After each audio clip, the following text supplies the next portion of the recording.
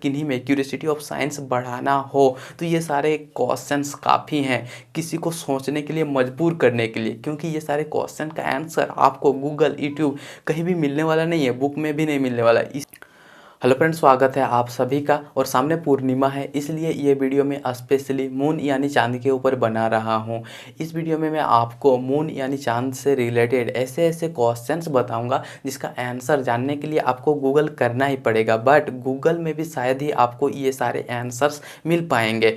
Book यानी हमारे syllabus में तो इसका आंसर नहीं ही मिलेगा, क्योंकि इंडियन सिलेबस में मुझे पूरा भरोसा है नर्सरी से लेकर पीएचडी तक की ये सारे आंसर्स कहीं भी कवर नहीं किए गए हैं। और अगर आप इसे सोचते हो, अच्छे से सोच के इसका आंसर तलाशते हो, तो आप ज़रूर ये सारे क्वेश्चन के आंसर दे पाओगे। बट गूगल और बुक के भरोसे सारे आंसर आपको नहीं मिलेंगे। ये वे सारे क्वेश्चंस हैं जो मुझ में, मैं सबसे पहले यही सारे क्वेश्चंस को कलेक्ट करा था, तब मेरे पास कोई भी इंटरनेट का फैसिलिटी नहीं था। उसी वक्त ये सारे क्वेश्चन मैं नेचर से खोज के खुद ब खुद एक डायरी पे लिखा हूँ। वो सारे क्वेश्चंस मैं आपको बता रहा हूँ। अगर किन्हीं में क्यूरियोसिटी ऑफ साइंस बढ़ाना हो तो ये सारे क्वेश्चंस काफ़ी हैं किसी को सोचने के लिए मजबूर करने के लिए, क्योंकि ये सारे क्वेश्चन का आंसर आपको गूगल यूट्यूब कहीं भी मिलने वाला नहीं है, बुक में भी नहीं मिलने वाला। इसलिए ये सारे क्वेश्चंस को आप ध्यान से देखिए और आपको लास्ट में यह बताइए कि आपको इनमें से क्या क्या आता है।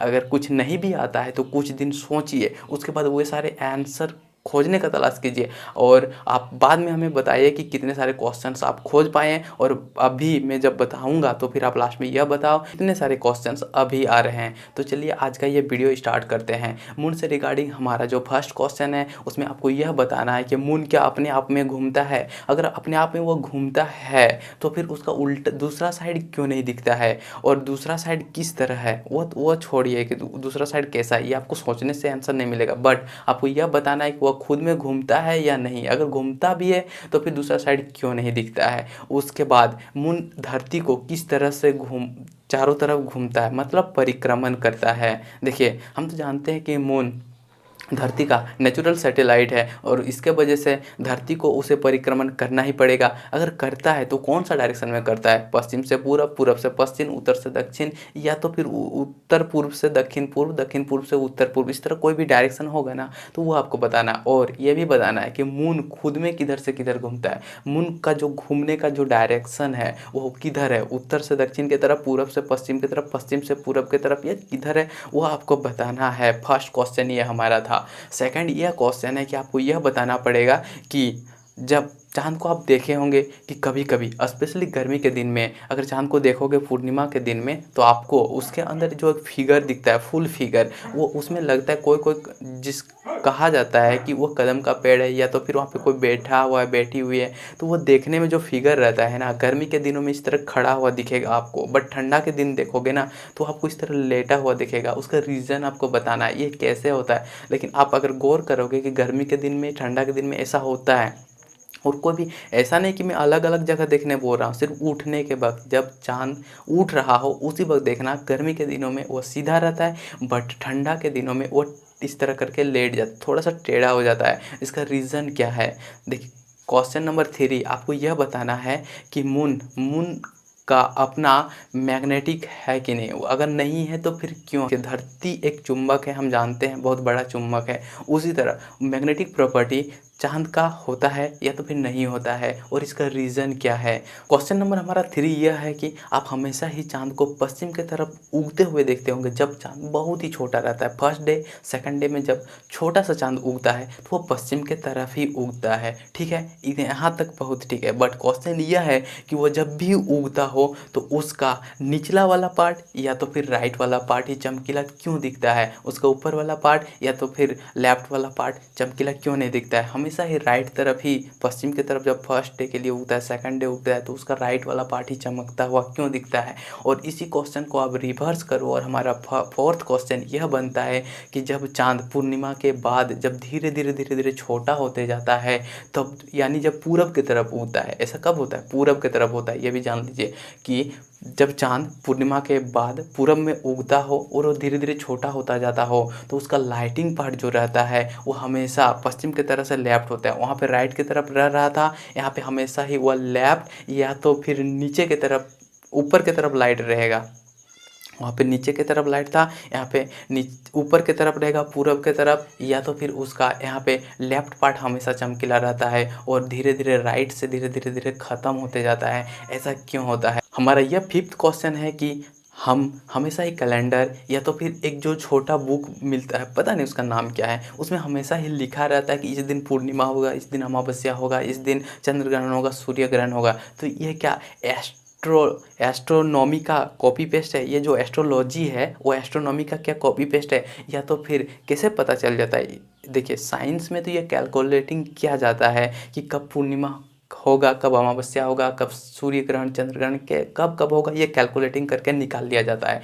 बट कैलेंडर जो बनाते हैं वो क्या साइंस से ही लिया जाता है, या तो फिर इनका अलग कोई रूल है? क्या आपको इसके बारे में नॉलेज है? ये कॉपी पेस्ट नहीं होता है, पहले मैं आपको बता दूं, ये साइंस का कॉपी पेस्ट नहीं होता है। लेकिन इसका कैलकुलेटिंग सिस्टम के बारे में कभी क्या आपने सोचे हो? हमारा सिक्स क्वेश्चन है मून के रिगार्डिंग। क्या आपको पता है कि मून के वजह से भी धरती का टेम्परेचर जो रहता है वो चेंज होते रहता है? लेकिन आप गूगल में यह करोगे तो आपको यह पता चलेगा कि बहुत ही कम होता है। बट उनका कॉन्सेप्ट गलत था। उन्होंने यह पता लगाने का कोशिश किया था कि मून के वजह से धरती का टेम्परेचर जो होता है वह कम होता है या नहीं, मतलब पूर्णिमा और अमावस्या ये दोनों में टेम्परेचर कितना ज़्यादा डिफरेंस रहता है। बट पूर्णिमा और अमावस्या में चेंजेस बहुत ज़्यादा टेम्परेचर का नहीं रहता है। सबसे ज़्यादा टेम्परेचर डिफरेंस रहता है पूर्णिमा या तो फिर अमावस्या, ये दोनों में से कोई एक को पकड़ लो। और चाँद जब आधा दिखे, मतलब कभी भी चाँद जब फुल दिखे और फिर चाँद जब आधा दिखे, फुल और आधा के बीच में या तो फिर आधा और फुल के बीच में टेम्परेचर डिफरेंस हमेशा ही ज़्यादा रहता है। बट ये चीज़ आपको गूगल में नहीं मिलेगा, आप खुद ही प्रैक्टिकल करके देख लेना। कभी 9 मुंडे, फुल मुंडे, अमावस्या, पूर्णिमा या तो फिर आधा जब चाँद दिखे, टेम्परेचर निकालना। एवरेज टेम्परेचर आपको 3 डिग्री तक कम या ज़्यादा मिलेगा। ये फैक्ट आपको गूगल में नहीं मिलेगा। 7वें नंबर में आपको यह बताना है कि आप हमेशा ही यह देखे होंगे कि मून कहीं भी उगता हो, कहीं भी आप मून को देखे होंगे अधिकतर तो वह पूरब से लेकर पश्चिम के तरफ ही चला जाता है। कहीं भी देखोगे आप अभी देखो 2-3 घंटा 4 बाद देखना कि वो हमेशा वह पूरब से पश्चिम के तरफ ही जाता होता है। बट एक्चुअली में मून जो होता है ना वह पश्चिम के पूरब की तरफ जाता है। बट ये कैसे होता है, ये क्या आपको इसके बारे में कोई एक्स्ट्रा नॉलेज है तो प्लीज़ ये बताओ। उसके बाद आपको यह बताना है कि हमेशा चाँद कहीं भी उगेगा तो पूरब से पश्चिम के तरफ ही चला जाता है। बट ये मतलब पूरब से होकर दक्षिण तरफ से पश्चिम में चला जाता है। लेकिन ऐसा क्यों नहीं होता है कि पूरब में उठे और फिर चला जाए उत्तर के तरफ से घूम के पश्चिम में, या तो फिर पश्चिम में उगे उत्तर की तरफ आए, या तो फिर दक्षिण की तरफ आए? इसको आपको बताना है कि ये क्या होता है, कैसे होता है। फैक्ट्स नंबर 8 में आपको यह बताना है कि आप देखे होंगे कि पूर्णिमा के दिन चाँद कितना दिन 12 घंटा तक दिख सकता है। मतलब शाम को वह 6 बजे अगर उगता है तो सुबह के 6 बजे तक वो रह सकता है। बट ऐसा क्यों नहीं होता है? दिन में भी तो चाँद दिख सकता है ना, तो दिन में 6 बजे उगे और शाम को फिर 6 बजे डूब जाए, ऐसा क्यों नहीं होता है? आपको इसके बारे में बताना है। 9 नंबर में आपको जो बताना है ना वो बिल्कुल ही सिंपल है। आपको सिर्फ यह बताना है कि आप देखे होंगे कि कोई कोई पूर्णिमा में चाँद थोड़ा ज़्यादा बड़ा दिखता है और कभी कभी बहुत उससे ज़्यादा छोटा दिखता है। ऐसा कैसे होता है?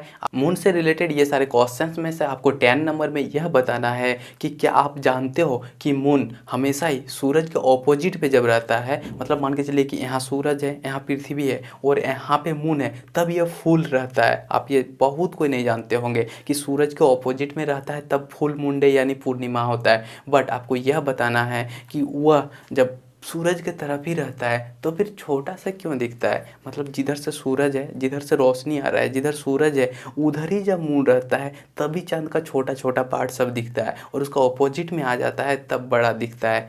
आपको ये इसका आंसर आपको 10 में बताना है। आपको क्वेश्चंस कैसे लगे कमेंट करके बताइएगा, और कितने आपको आते हैं सही ढंग से उनका आंसर आपको बताना है। अगर आपको ये सारे आंसर मुझसे जानना हो तो मैं आपको आप कमेंट करके बताइए, मैं आपको बाद में ये सारे टॉपिक के आंसर बताऊंगा। Thanks for watching this video. मिलते हैं नेक्स्ट वीडियो में, नया कुछ जानेंगे और नया कुछ सीखेंगे। Thank you.